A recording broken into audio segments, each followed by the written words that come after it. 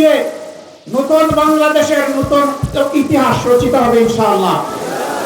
একটা আহ্বান আপনাদের প্রতি, আমার ভাই সম্মানিত নেতা বলেছেন বাংলাদেশের স্বাধীনতার পর কোন নির্বাচন শুরু হয়নি।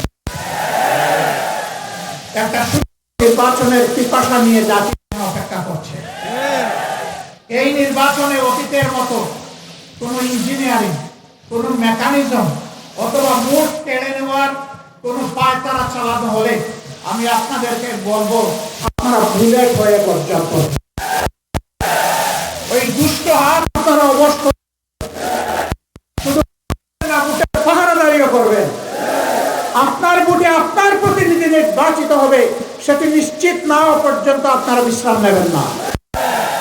দায়িত্ব আমাদের দিয়ে আপনারা কেউ করে যাবেন না। না, আপনাদের সামনে থেকে একসাথে লড়াই করবো ইনশাআল্লাহ। মানুষের অধিকার প্রতিষ্ঠার জন্য এ লড়াই থেকে কেউ আমাদেরকে থামিয়ে রাখতে পারবে না ইনশাআল্লাহ।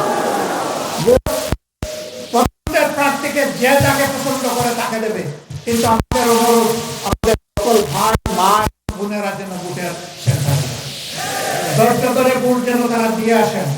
কোন বিশৃঙ্খলা হলে সফল করে যেন মোকাবেলা করে এবং জানিয়ে দেন যে ওই বাংলাদেশ শেষ, আজকে